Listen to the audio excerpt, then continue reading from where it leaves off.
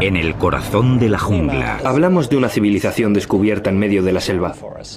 se encuentran los misteriosos restos de una civilización que vivió en el continente durante más de 1000 años. Tenían atributos sobrenaturales. Eran los antiguos mayas. Sus líderes levantaron grandes ciudades con altísimas pirámides, lujosos palacios y verdes plazas. Eran los amos de su entorno. Tuvieron el ingenio suficiente para aprovechar la energía, crearon obras de arte y de ingeniería de una sofisticación sorprendente y consiguieron mantener esa civilización durante 1500 años. Pero tras generaciones de prosperidad e innovación, esta antigua civilización cayó y sus ciudades llenas de vida se convirtieron en pueblos fantasma dominados por la madre naturaleza. Siglos más tarde, las respuestas a los misterios que rodean a este pueblo grandioso y sus reyes divinizados nos cuentan una historia de conquista, ingenio y desastres.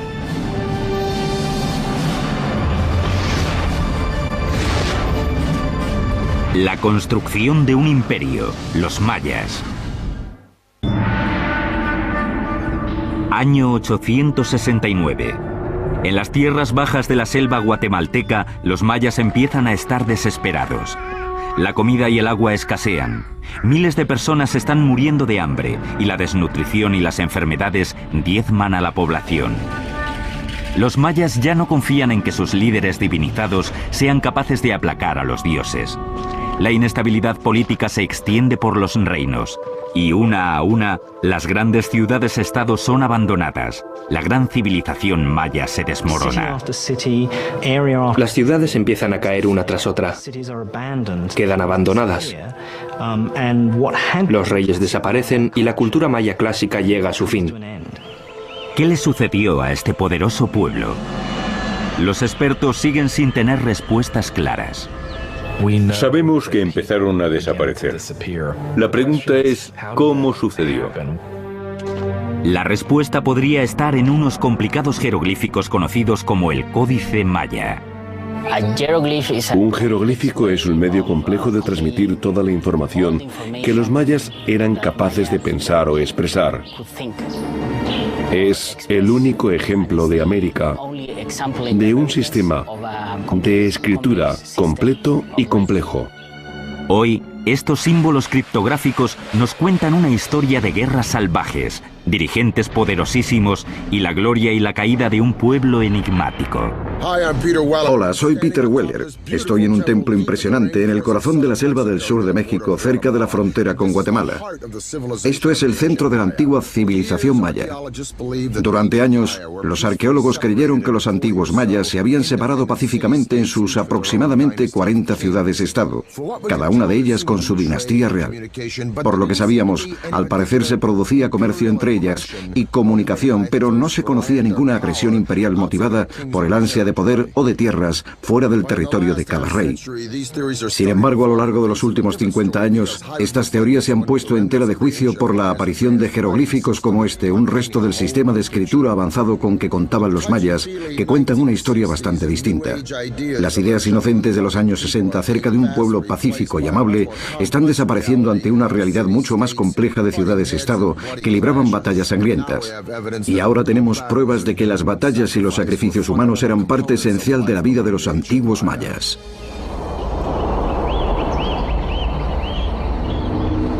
Pero la civilización maya no se convirtió en una compleja red de ciudades-estado de un día para otro.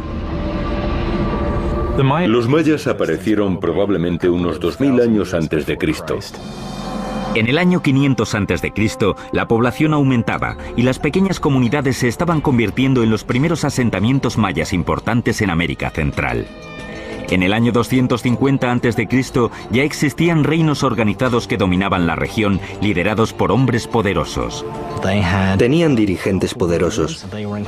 Competían entre sí y a veces esto llevaba a la guerra. Para los mayas eran guerras lideradas por sus reyes en nombre de los dioses. Los reyes de los mayas eran gente como nosotros, pero para ellos tenían atributos sobrenaturales. En ocasiones la devoción tenía consecuencias brutales y mortales. La gente tenía una deuda de sangre con los dioses, y no es que no tuviesen en gran estima la vida o la sangre humanas, todo lo contrario. La sangre y la vida humanas eran lo más valioso y lo más sagrado que se podía ofrecer a los dioses para pagar la deuda de sangre adquirida por la creación.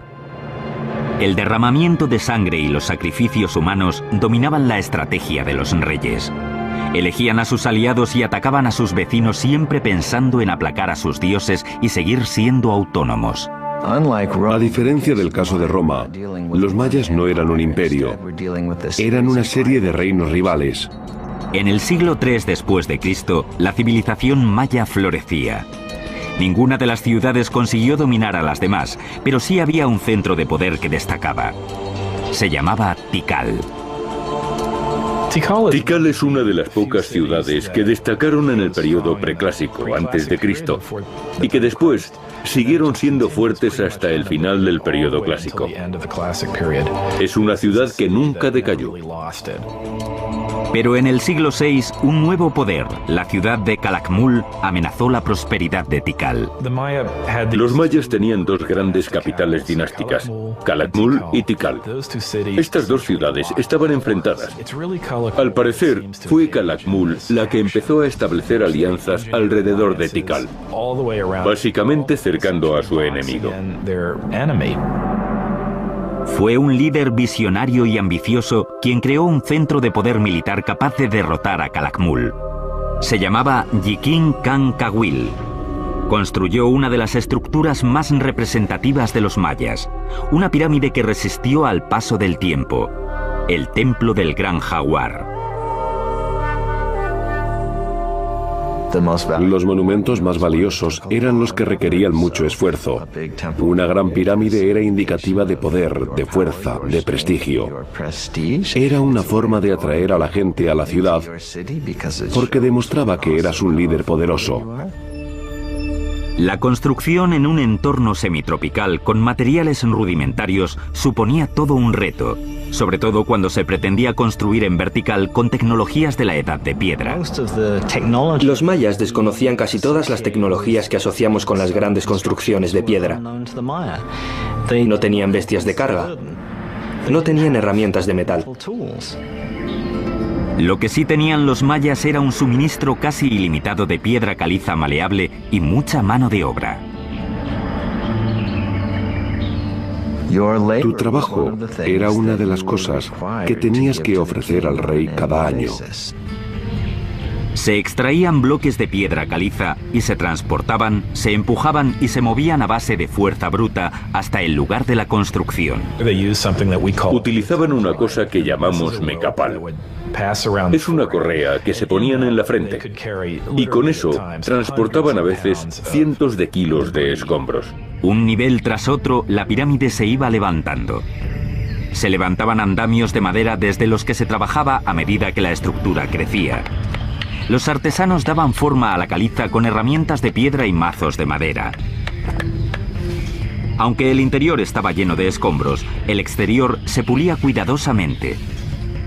Se cubría con una fuerte argamasa conocida como estuco maya y se pintaba de rojo.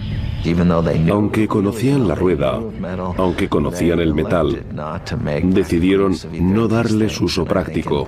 Y creo que en parte se debió a que según su visión del mundo, las cosas valían más si se hacían con mucho trabajo. Con casi 45 metros de altura, el templo del Gran Jaguar se alza hacia el oeste de cara al sol poniente. Este rascacielos de la antigüedad sin duda llamaba la atención de todos los que pisaban la gran plaza de Tikal como símbolo de poder y redención. Pero la maravilla construida por Yikin Khan Kawil era solo el principio. En el año 736, Kawil venció a su rival más importante, Calakmul. Entonces, en los años 743 y 744, atacó y venció a dos importantes aliados de Calakmul que rodeaban Tikal, el Perú al oeste y Naranjo al este. Así consiguió romper el cerco que había amenazado con asfixiar a Tikal. Para celebrarlo, construyó varias ampliaciones del palacio, nuevas pirámides. La de Tikal, que vemos hoy, es en gran parte fruto de aquellas victorias. Es posible que incluso pusiera en marcha la construcción de la estructura más alta de Tikal, el Templo Cuarto. Esta inmensa pirámide, construida con 190.000 metros cúbicos de piedra, tenía más de 64 metros de altura o 22 pisos, casi tanto como las torres del puente de Brooklyn. Sobresalía por encima de la bóveda de la selva y permitía tener una visión de 180 grados de la ciudad. A lo lejos, otras ciudades mayas construían ambiciosas estructuras. Pero en aquel momento, con el rey Jiquín Cancahuil en el poder, Tikal era el centro indiscutible de la civilización maya. Aunque la ciudad no era la única. Lejos de allí, a unos 400 kilómetros al oeste, otra dinastía se dedicaba a levantar una gran acrópolis. Allí, en el siglo VII, surgió un ambicioso rey que convirtió una de las ciudades más húmedas del mundo en la meca de la arquitectura del Nuevo Mundo.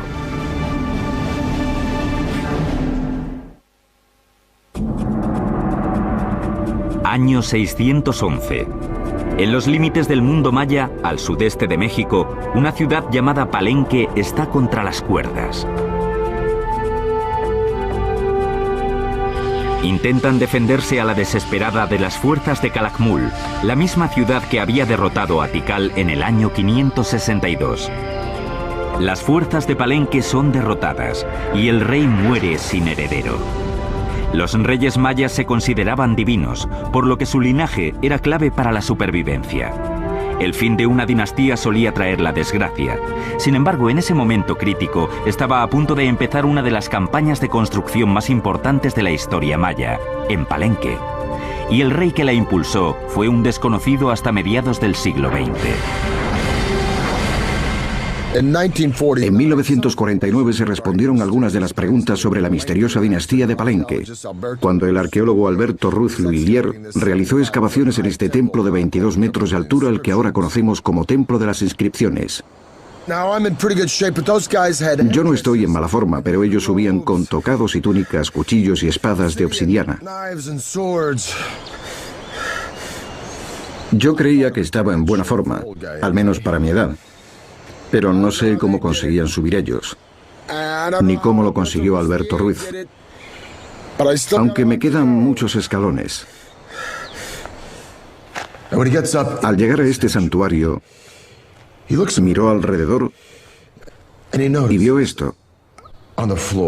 Una serie de agujeros en el suelo, tapados con piedras, y supuso que de ellas colgaban cuerdas que servían para levantar una losa, como una trampilla.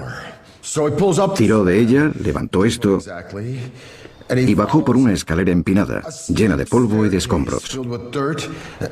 Nunca antes había visto una pirámide maya como esta. Así que sus hombres se pusieron a cavar y cavar y cavar hacia lo desconocido. Las escaleras estaban resbaladizas por la humedad y el tiempo y la lluvia. Pero al final llegó a un llano y allí descubrió que el camino continuaba y encontró puertas ocultas, pasadizos, indicios de que se habían hecho muchos cálculos y planes para construir esta estructura. Por fin, 3 largos años después, llegó hasta el fondo de esta escalera de 25 metros y allí encontró un pequeño pasillo en el que había una caja de piedra y dentro de ella 6 esqueletos, los restos de personas que habían sido sacrificadas para proteger a la persona para la que se construyó este templo. Pero no sabía quién era esa persona. Y al final vio una puerta enorme, una gran piedra triangular. Así que la abrieron y entraron. Y tras esa puerta triangular encontraron una cripta de unos 10 metros de largo y 7 de alto. Y dentro de la cripta, un sarcófago enorme tallado de un solo bloque de caliza.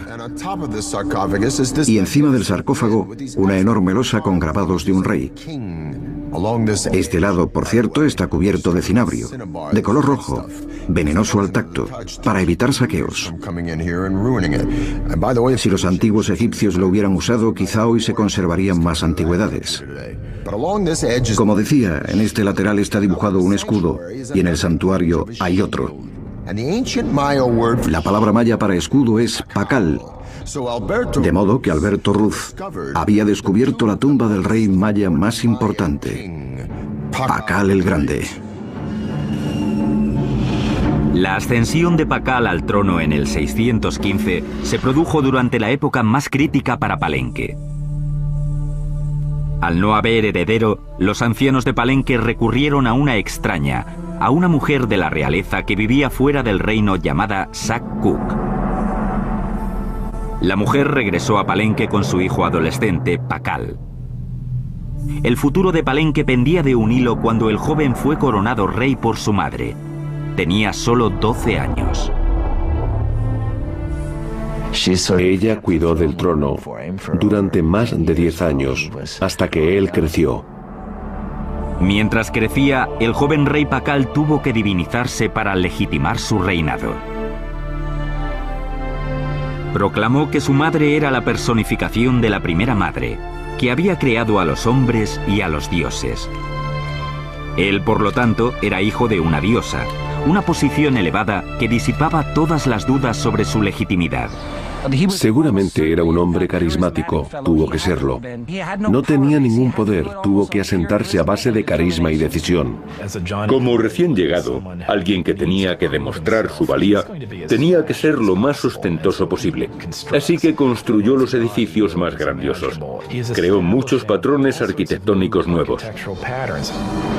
Para autentificar su linaje, Pakal se puso a construir nuevos edificios que revitalizaran su maltrecho reino.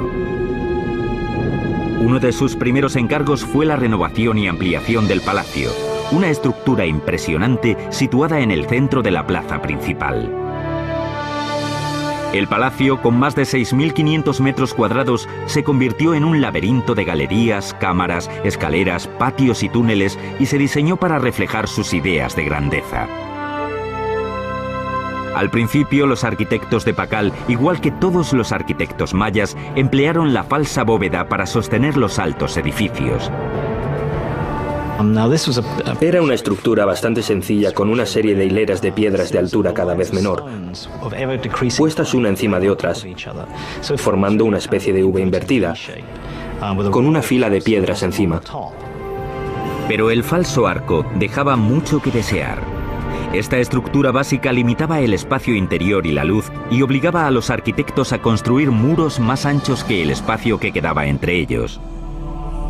Los ingenieros, impulsados por la voluntad de su rey, buscaban soluciones a ese problema. Lo que consiguió el diseño de Palenque fue aligerar el peso. Crearon una estructura de panal en lo alto de esos edificios. Así, los espacios fueron más amplios, más abiertos y más luminosos. Estas innovaciones redujeron la tensión soportada por los muros y así se creó una sensación más abierta y acogedora que en los edificios mayas tradicionales. A lo largo de 60 años, los arquitectos de Pakal fueron los mejores del Nuevo Mundo. Y al final de su reinado, Pakal encargó la construcción del proyecto más complejo e imaginativo que habían emprendido los mayas, el Templo de las Inscripciones. El descubrimiento del Templo de las Inscripciones cambió nuestra concepción de las pirámides mayas. No pensábamos que fueran sepulcros funerarios. Dentro, a lo largo de una escalera que bajaba hasta la tumba, los ingenieros habían construido un conducto, un tubo hueco. Es un conducto que permitía que alguien situado encima de la pirámide hablase a través de él, para, teóricamente, comunicarse con Pakal en su tumba. Este sarcófago de 20 toneladas se creó para que durara toda la eternidad. Tenía una tapa que se apartaba y una cavidad para poner el cadáver. Cuando murió, la puerta se selló y la escalera se bloqueó. Sus arquitectos y escultores diseñaron un ataúd de gran simbolismo que mostraba la resurrección de Pakal en el otro mundo. Los escribas reales recibieron la orden de crear una plantilla en la que introducir 640 glifos para contar la historia del reino de Pakal. Muchas pirámides mayas carecen de textos, pero en el templo de las inscripciones pasa todo lo contrario. Todo lo que hay en él, desde las grandes placas de la cúspide hasta lo que hay dentro, proclama que es el lugar donde descansa el fundador de una de las grandes dinastías. En el año 683, cuando llevaba 68 años en el trono, aquel niño que se había convertido en uno de los grandes reyes mayas falleció a los 80 años. Lo cubrieron de cinabrio rojo y lo adornaron con ricas joyas. Le taparon la cara con una máscara de jade. Aunque el legado del gran Pakal iba a ser difícil de superar, su hijo llevaba casi 50 años esperando su oportunidad. Estaba decidido a poner en marcha una serie de proyectos de construcción que iban a desafiar las leyes de la física y de la madre naturaleza.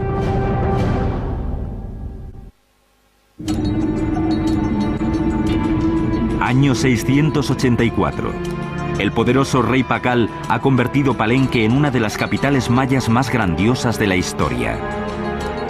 Tras 68 años en el trono, fue enterrado en una tumba que podría rivalizar con las de los faraones egipcios. Ahora es su hijo quien tiene que engrandecer el legado de su padre y labrarse su propio reinado. Se llamaba Kambalam. Pakal fue el fundador de la dinastía, pero su hijo la consolidó. Se encargó de asegurar la continuidad de esa dinastía. El rey, de 48 años, emprendió inmediatamente la construcción de un complejo de 3 pirámides que sería su legado a la historia. Diseñó y construyó el Grupo de la Cruz, uno de los grupos de templos ceremoniales más hermosos y complejos del mundo maya. Son sus monumentos conmemorativos, más altos que el palacio. Incluso en algunos aspectos superan las obras de su padre. Creo que representan una voluntad de asentar su individualidad, de dejar su huella en la ciudad como había hecho su padre. Encargó a sus ingenieros que levantaran 3 estructuras: el Templo de la Cruz, el Templo de la Cruz foliada y el Templo del Sol. Los ingenieros de Kambalam dieron un grandísimo paso adelante gracias al uso de unos sofisticados cálculos geométricos sin parangón basados en el sistema numérico creado por los mayas. Una de las cosas en la que los mayas se adelantaron a su tiempo fue en la creación del cero. Solo con la combinación de una concha que representaba el 0 y un punto, el número 1 y el 5, con solo eso, en distintas posiciones, consiguieron multiplicar y llegar a cifras muy elevadas. Los griegos y los romanos fueron grandísimos ingenieros, teólogos, historiadores y demás, pero su sistema matemático los limitaba mucho, porque no tenía cero. Lo irónico es que fueron capaces de hacer grandes obras públicas y filosofía y todo eso, pero comparados con los mayas, eran malos en matemáticas. Las matemáticas avanzadas de los ingenieros de Kambalam podrían haber incluido el descubrimiento de proporciones como la raíz cuadrada de los rectángulos y algo llamado el número áureo, una proporción natural que se da en los animales, la naturaleza e incluso el cuerpo humano, como la relación de 1 a 1,618. Si mides la distancia de la cabeza al ombligo y del ombligo a los pies, la proporción es muy cercana a 1,618, la divina proporción. Algunos expertos creen que esta proporción lleva miles de años apareciendo en construcciones en lugares como las pirámides de Giza en Egipto o el Partenón de Atenas. El hombre de Vitruvio de Da Vinci es un estudio de esa proporción. E incluso hay quien dice que pintó a la Mona Lisa basándose en ella. Con poco más que palos y una cuerda, los ingenieros de Cambalam pudieron haber medido la raíz cuadrada de un rectángulo. En el Templo de la Cruz, esas formas se habrían usado para marcar los dos pilares principales de la fachada, el ancho del pórtico intermedio y las paredes interiores. El número áureo aparece en las cámaras traseras y en la base de la estructura, en la que el largo sería 1 y el ancho 1,618. Mediante cuadrados repartidos y proporciones naturales se fue formando la hermosa planta del Templo de la Cruz, llena de geometría, mitología y del legado de un rey. Pero no toda la ingeniería de Palenque se hacía con vistas a la vida del más allá. Los ingenieros de Palenque también tuvieron que ocuparse de necesidades más prácticas. Uno de los nombres de Palenque es la Camjá, que significa lugar de grandes aguas. Hay 4 ríos que cruzan Palenque, docenas de arroyos, hay agua por todas partes.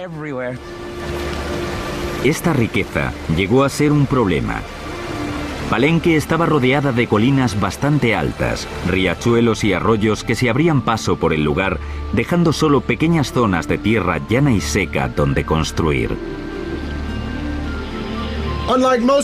El problema de Palenque es el opuesto al de la mayoría de las ciudades mayas.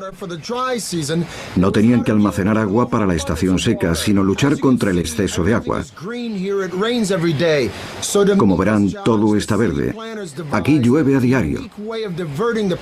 Los arquitectos idearon un método para desviar los arroyos, mediante acueductos subterráneos que canalizaban el agua bajo tierra, para tener así más tierras de cultivo. Estos túneles estaban cubiertos de caliza y tapados con nuestro viejo conocido griego y egipcio, el arco falso, una serie de piedras salientes puestas unas encima de las otras para formar una especie de arco. Estas techumbres eran tan resistentes que soportaban el peso de las grandes plazas de Palenque, que estaban encima. La gente paseaba mientras el agua corría bajo sus pies, hacia afuera de la ciudad, igual que se hace hoy en día en Nueva York. Y lo más impresionante es que hay indicios que parecen señalar que los ingenieros mayas pudieron haber creado presión en el agua. Construyeron túneles que discurrían a través del terreno escarpado hasta la ciudad, a menudo colina arriba. Al acercarse a las estructuras principales, las tuberías se iban haciendo cada vez más pequeñas. Igual que en las fuentes romanas, la presión del agua iba aumentando al disminuir el grosor de la tubería, lo que permitía que hubiera agua corriente en los edificios de Palenque. Hay sistemas de piscinas, de acueductos. En su época habrían rivalizado con los acueductos romanos. No se conoce una utilización similar de la presión en ningún otro lugar, y no vuelve a aparecer hasta que los españoles traen la tecnología consigo. En total, Cambalam y su padre Pacal gobernaron Palenque durante casi 100 años y llevaron la ingeniería maya a su máximo apogeo. El futuro parecía prometedor para esta ciudad tan próspera. Pero sus años de gloria estaban a punto de terminar de forma repentina. Algo estaba pasando en el mundo maya, algo que iba a provocar la desaparición de las ciudades-estado. En el siglo VIII, Palenque, Tikal y los demás reinos del mundo maya se expandían por el continente. Las grandes pirámides, la planificación urbana y los lujosos palacios reales daban fe de la gloria de los grandes reyes. Pero de repente, las ciudades empezaron a decaer, unas tras otras. Los escultores reales dejaron de hacer inscripciones con datos históricos en los monumentos, y los reyes paralizaron sus proyectos de construcción. La civilización maya cayó en la oscuridad. No es que las tierras quedaran abandonadas de la noche a la mañana. Un reino cayó aquí, 10 años después cayó otro allá, y después otro más allá. Las causas de la caída de los mayas siguen siendo motivo de discusión entre los expertos. Se trata de una sociedad que estaba llegando al límite. No hay una única explicación para esta desaparición, pero los expertos creen que una catástrofe medioambiental pudo haber provocado la caída de la civilización maya. El suelo dejó de producir. La falta de comida y la contaminación del agua provocaron desnutrición y enfermedades. Los mayas ya no confiaban en que sus reyes intercedieran ante los dioses, porque su sociedad había entrado en una espiral de muerte y sus reyes, que durante mucho tiempo les habían traído la prosperidad, no podían hacer nada. Así que desgraciadamente poco a poco la gente se fue marchando y los antiguos mayas abandonaron para siempre sus bellas ciudades. No hay restos de fosas comunes. No pudieron desaparecer. ¿A dónde fueron esos millones de mayas? Si querías irte a algún sitio, tenías que irte al norte, al norte. Las ciudades que murieron en el sur, esas ciudades que cayeron en el olvido, no volvieron a resurgir. Pero en la península del Yucatán sí prosperaron ciudades, y algunas crecieron muchísimo. A este crecimiento contribuyó la red de caminos llamados sacbés o caminos blancos. Los sacbés no solo servían para el transporte, eran símbolos del gran poder político de dos ciudades aliadas que contaban con los medios para crear ese magnífico camino entre los dos reinos. Estos caminos, que llegaban a tener 100 kilómetros de largo, eran auténticas maravillas. Ponían grandes rocas a ambos lados del camino y lo rellenaban con adoquines y piedras.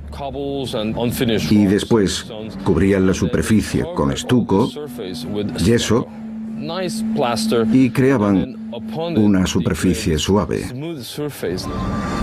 En la península del Yucatán, los sacbés creaban muchas veces un camino totalmente recto a través del terreno accidentado. No es fácil crear una línea de 100 kilómetros que no se desvíe ni un solo grado. Me gustaría saber qué instrumentos usaron. No lo sabemos.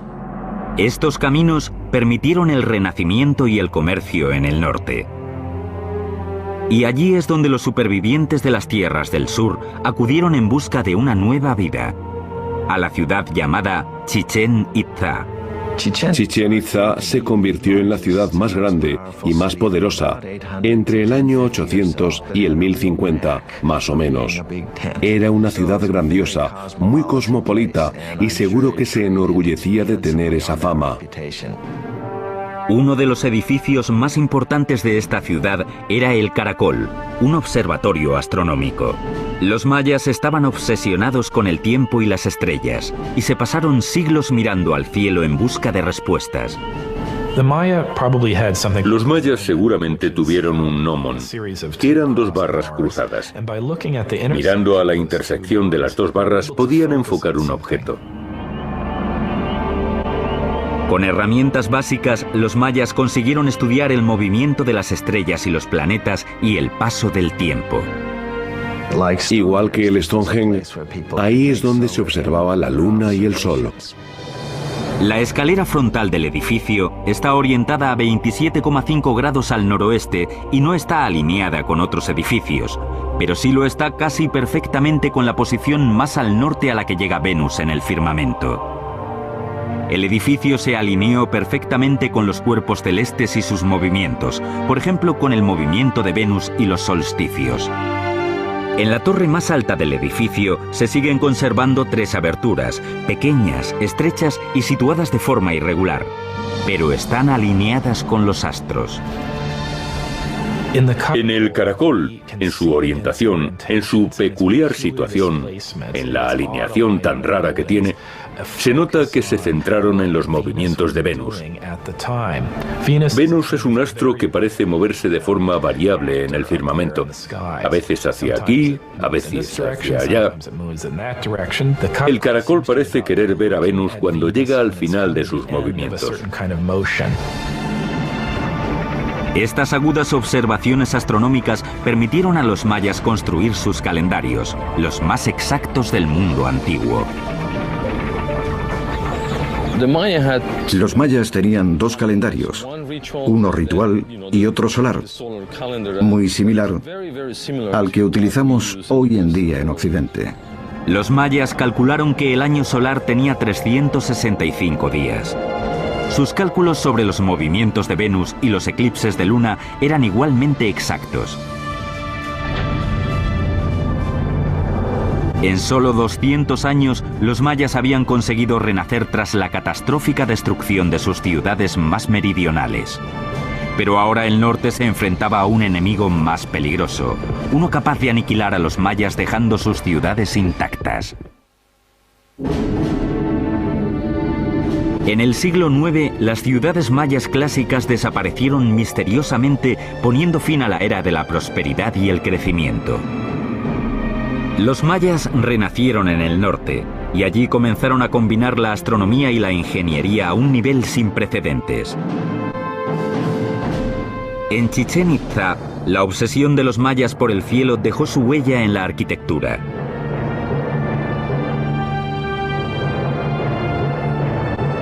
La piedra angular de Chichén Itzá era el castillo, un edificio de 30 metros construido en el siglo IX o X.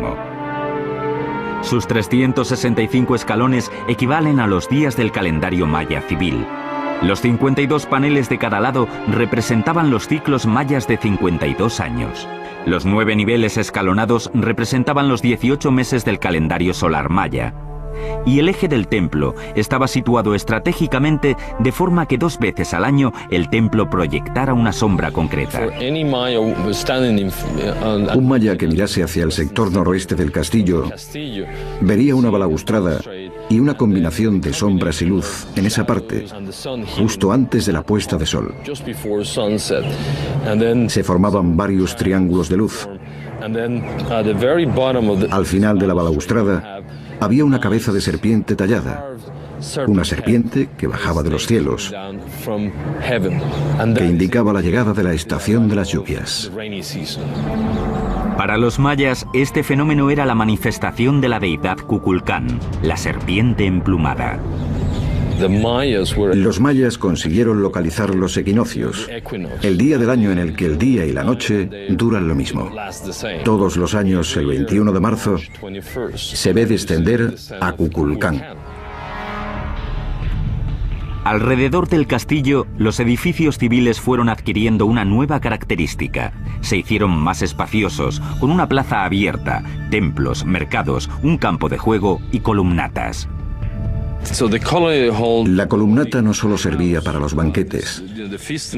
Es posible que también pudiera entrar la gente normal, según cual fuera la celebración, para ser testigos de la llegada de los comerciantes, los mercaderes. Estas columnas redondas con apariencia griega o romana se utilizaban como soporte estructural y fueron toda una innovación en el mundo maya. La ventaja de una columna es que te permite crear techumbres planas. Ya no tienes que gastar energías en crear edificios de piedra con falsas bóvedas que podrían caerse. Las columnas tienen un diseño sencillo, cilindros redondos colocados unos sobre otros y rellenados con escombros. En lo alto se colocaba una pieza cuadrada y a continuación techos planos de estuco y madera para crear grandes interiores cubiertos.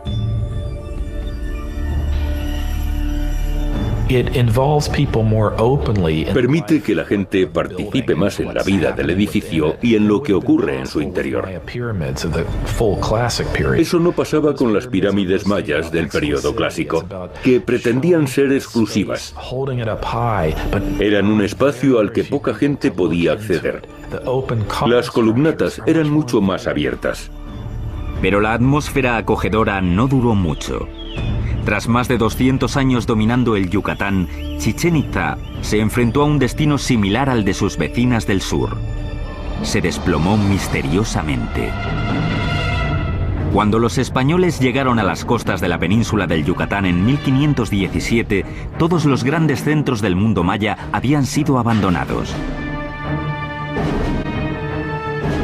Sin embargo, los restos de la civilización maya seguían viviendo en pequeñas aldeas y opusieron una dura resistencia a los conquistadores. Fue difícil conquistarlos, porque en lugar de capturar a un rey o a un emperador, como en el caso de los aztecas, tuvieron que ir conquistando cada pequeña aldea. Y cuando avanzaban hacia la siguiente, había una por detrás que se rebelaba. Los guerreros mayas mataron a miles de conquistadores, pero sus armas resultaron inútiles ante el más poderoso enemigo, la enfermedad. En solo 100 años, el 90% de los habitantes del Nuevo Mundo habían muerto. Los mayas supervivientes fueron perseguidos. Fray Diego de Landa había llegado desde España para convertir a los mayas al cristianismo e imponía sus enseñanzas religiosas por la fuerza.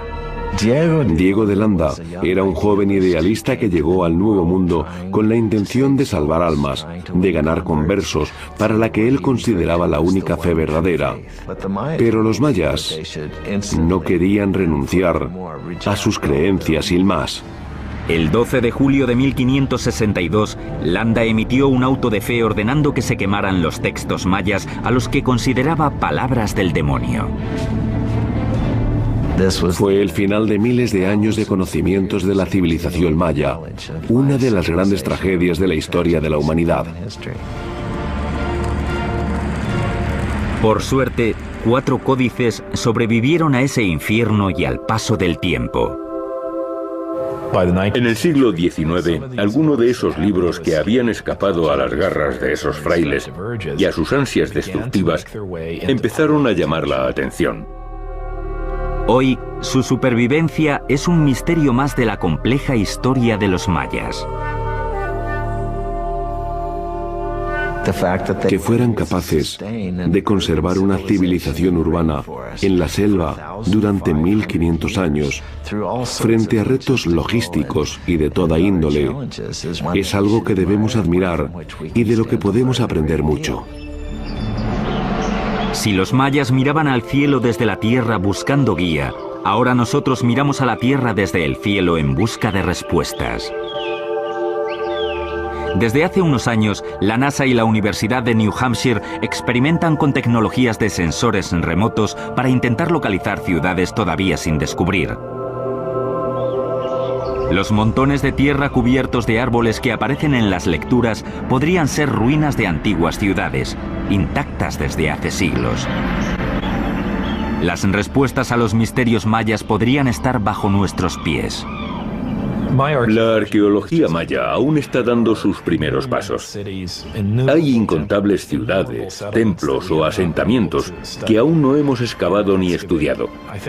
Creo que estamos llegando a la edad dorada de la arqueología maya, y creo que durante este siglo se convertirá en una de las civilizaciones antiguas mejor comprendidas. Sabemos que los mayas eran un pueblo innovador y creador, con una especial inclinación hacia la violencia. Pero, ¿cuál es el gran atractivo de los mayas? ¿Por qué generación tras generación nos hemos sentido atraídos por esa civilización tan sofisticada? ¿Por su arquitectura, con sus palacios y templos tranquilos? ¿O por sus intrincados jeroglíficos y su sistema de escritura? ¿O será por sus grandes conocimientos de astronomía y matemáticas, con el concepto del cero sin igual en la antigüedad? ¿O simplemente porque este gran pueblo levantó ciudades enteras, no solo aldeas o pueblos, sino magníficas ciudades, en medio de uno de los entornos menos hospitalarios del mundo? En las selvas que se encuentran entre Honduras y el Yucatán, hay literalmente cientos y cientos de asentamientos mayas intactos. Solo en Palenque existen 1500 edificios en los que no se han realizado excavaciones, entre ellos templos más grandes que ese. Y si tenemos en cuenta los tesoros que todavía están por encontrar en ciudades como Tikal y Chichén Itzá, creo, y seguro que no soy el único, que el atractivo de los mayas, la verdadera magia y el misticismo de esa civilización se encuentran en los misterios que todavía siguen ocultos en el corazón de la selva. Peter Weller, para el canal Historia.